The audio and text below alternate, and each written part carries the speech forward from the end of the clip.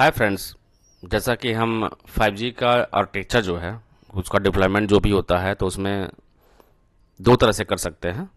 एक होता है स्टैंड अलोन, जो हम पहले पढ़ चुके हैं। स्टैंड अलोन मतलब जैसा कि अगर हम मोबाइल नेटवर्क की बात करते हैं तो उसमें दो मेन पार्ट होते हैं, एक रैन पार्ट हो गया, एक कोर पार्ट हो गया। तो अगर 5G का ही कोर है, 5G का ही रैन है, मतलब वो सेल्फ डिपेंडेंट है सारे फंक्शन करने के लिए, तो वो स्टैंड अलोन हो गया। अगर हम किसी के हेल्प से सारा फंक्शन कर रहे हैं, किसी के साथ हेल्प कर रहे हैं, तो नॉन स्टैंड अलोन मतलब हम अकेले नहीं, ग्रुप में काम कर रहे हैं। तो जो ग्रुप में काम कर रहे हैं वो हो गया नॉन स्टैंड अलोन स्ट्रक्चर। और अगर हम अकेले काम कर रहे हैं तो वो हो गया स्टैंड अलोन, हम अकेले सारा कुछ देख ले रहे हैं, सिग्नलिंग भी कर रहे हैं। जैसे इसमें क्या होता है, दो पोर्शन होते हैं, एक सिग्नलिंग होता है, दूसरा क्या होता है कि यूजर डाटा होता है। दोनों चीज़ें हम खुद कर रहे हैं, हम किसी पे डिपेंडेंट नहीं हैं, तो वो हो गया स्टैंड अलोन आर्किटेक्चर।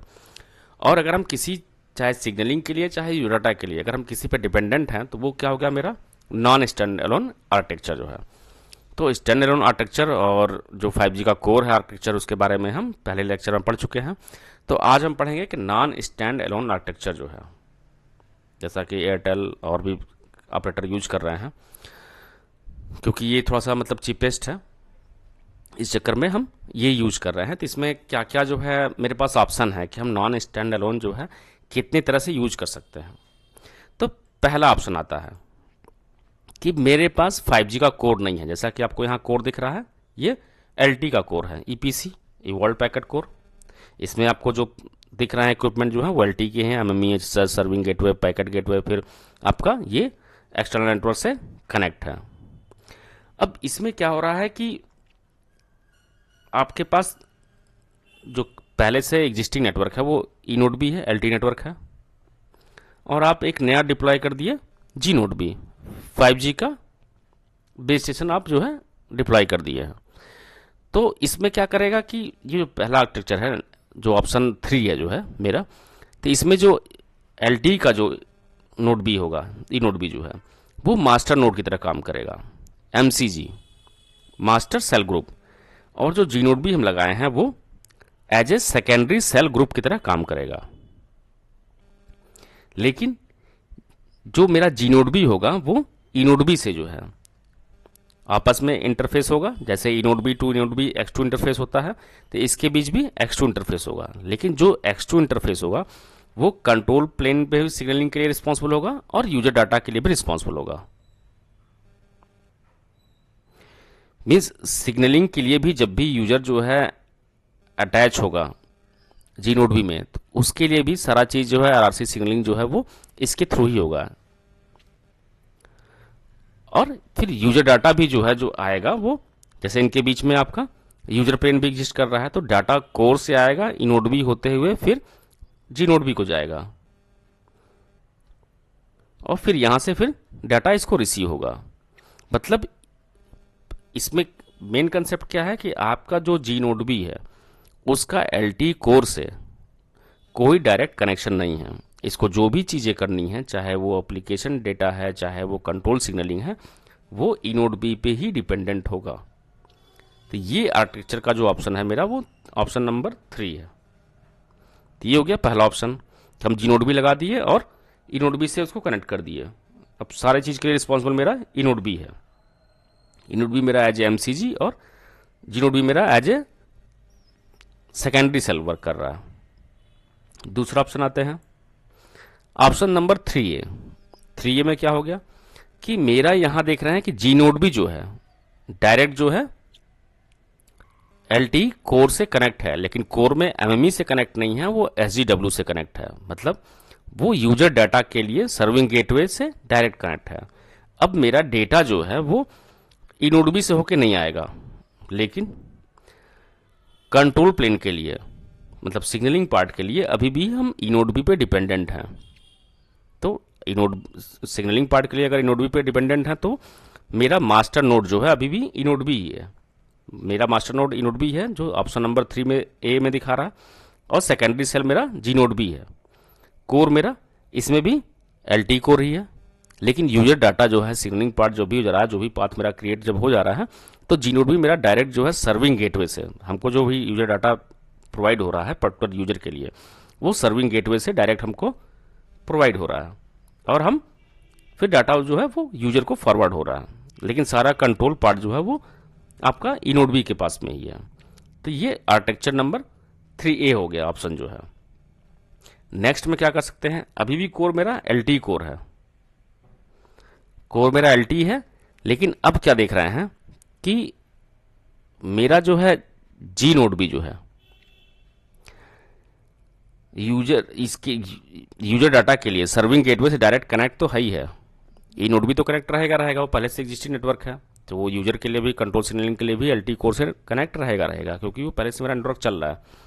मेरा नया नेटवर्क 5G आया हुआ है, तो 5G यूजर डाटा के लिए सर्विंग गेटवे से डायरेक्ट कनेक्ट है, लेकिन साथ में ये आपका ई नोड बी के साथ जो है इसका जो इंटरफेस है X2 इंटरफेस, वो कंट्रोल के लिए भी रिस्पॉन्सिबल है और यूजर डाटा के भी रिस्पॉन्सिबल है कि जब भी कोई प्रॉब्लम आया जो है, ठीक ना, तो जो भी यूजर डाटा जो है सर्विंग गेटवे से रिसीव हुआ, मान लेते हैं चूंकि 5G का कवरेज कम होता है और LT का कवरेज ज़्यादा है, क्योंकि 5G हायर बैंड पे हम काम कर रहे हैं, तो जब भी वो नो नेटवर्क में चला जाएगा, कभी RLF हुआ, रेडियो लिंक फेलियर हुआ, तो वो डेटा जो है फिर फॉरवर्ड कर देगा, यूजर डाटा जो भी सर्विंग गेटवे से रिसीव कर रहा है वो ई नोड बी को फॉरवर्ड कर देगा, ई नोड बी फिर वापस उसको यूजर को फॉरवर्ड कर देगा। तो यहाँ पे क्या हो रहा है कि जी नोड भी जो है मेरा, जो 5G मेरा नोड है, वो सर्विंग गेटवे से कनेक्ट है यूजर डेटा के लिए, लेकिन वो ई नोड बी के साथ भी कनेक्ट है कंट्रोल सिग्नलिंग और यूजर डाटा के लिए, दोनों चीज़ों के लिए। कोर नेटवर्क मेरा LTE है, तो हम देखें कि LTE का कोर नेटवर्क यूज करके हम 3 तरह का ऑप्शन देख लिए। तो इसमें ये सबसे बेस्ट ऑप्शन है, क्योंकि अगर मान लेते हैं कभी कुछ कवरेज का इशू हुआ तो डेटा जो है जो भी रिसीव हुआ उसमें जो रेडियो लिंक फेलियर हुआ तो डाटा इसको भेज देगा, तो मेरा डेटा लॉस नहीं होगा, फिर वो इनोड भी हैंडल कर लेगा और डेटा उसको इधर से मिल जाएगा।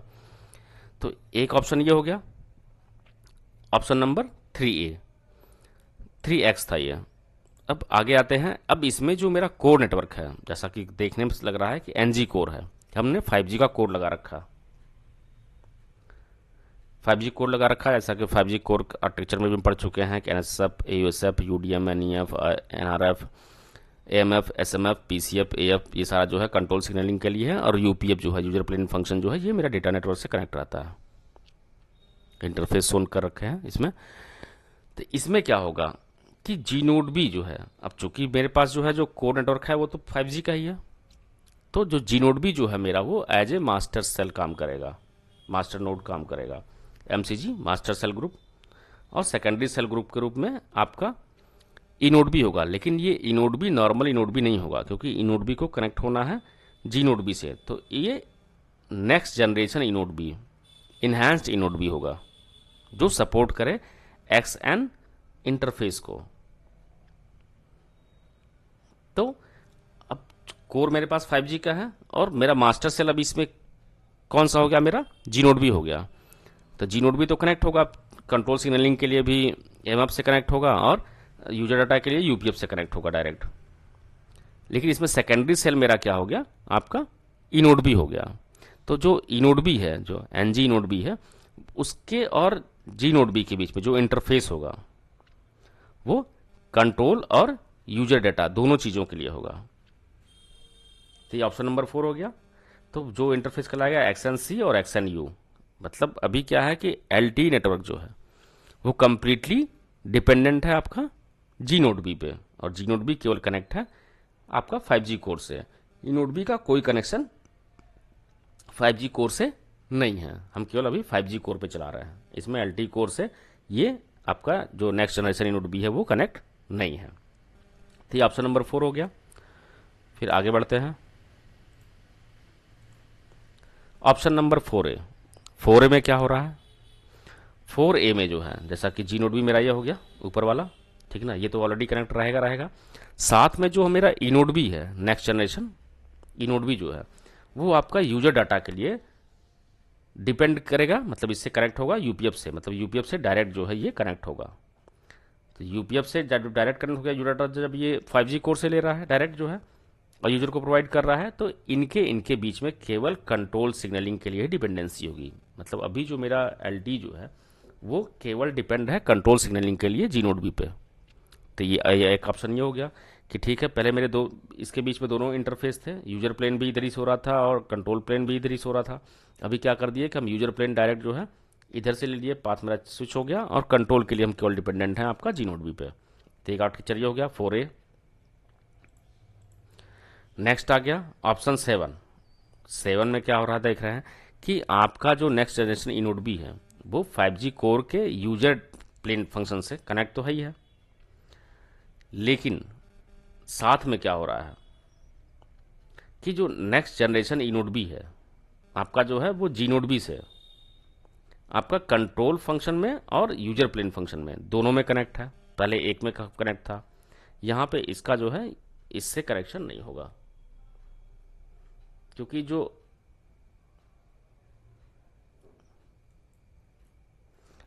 इसमें क्या हो रहा है कि इसमें जो next generation e node B है, सॉरी, जो next generation e node B है वो एज ए मास्टर सेल काम कर रहा है। ये आपका 5G कोर से कनेक्ट है कंट्रोल सिग्नलिंग के लिए भी और यूजर प्लेन के लिए भी जो कनेक्ट है। लेकिन इसमें जो है जो जी नोड बी है वो एज ए सेकेंडरी सेल काम कर रहा है।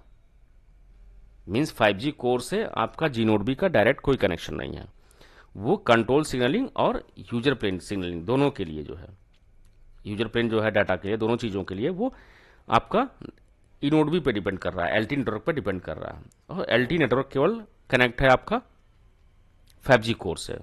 तो एक ऑप्शन ये हो गया। अब ऑप्शन 7A। 7 में क्या हो गया कि आपका जी नोड बी क्या था, एज ए सेकेंडरी सेल था, अभी मास्टर सेल तो यही है ई नोड बी। तो अभी जी नोड बी क्या हो रहा है कि यूजर डाटा के लिए आपका 5G कोर से डायरेक्ट डिपेंडेंट है, यूजर डाटा इधर से आएगा, और आपका ये चूंकि आपका ये कंट्रोल सिग्नलिंग के लिए एमएफ से कनेक्ट नहीं है, तो क्या होगा कि कंट्रोल सिग्नलिंग के लिए फिर इसको डिपेंडेंट होगा next generation e node B पे, मतलब एलटी नेटवर्क पे डिपेंड होगा। तो इससे कनेक्ट होगा तो X1C इंटरफेस केवल रहेगा। तो यहां हम देखें कि मल्टीपल मेरे पास ऑप्शन है नॉन स्टैंड अलोन स्ट्रक्चर के लिए। अब वो चीज़ें देखते हैं कि कौन सा मेरे लिए बेनिफिशियल है, क्या मेरे पास अवेलेबिलिटी है, तो उस हिसाब से हम चूज करते हैं कि हमको नॉन स्टैंड अलोन स्ट्रक्चर जो है कौन सा यूज करना है। जैसे स्टैंड अलोन स्ट्रक्चर में तो मेरे पास केवल 2 ही ऑप्शन थे, और इसमें मेरा जो है मल्टीपल ऑप्शन है। अब डिपेंड करता है कि मेरे पास जो है कॉस्ट किस में कम पड़ेगा, कौन सा मेरे लिए रिलायबल है, वो चीज़ें हम यूज करेंगे। तो ये था मेरा 5G का आर्किटेक्चर जो है non stand alone architecture. Thank you.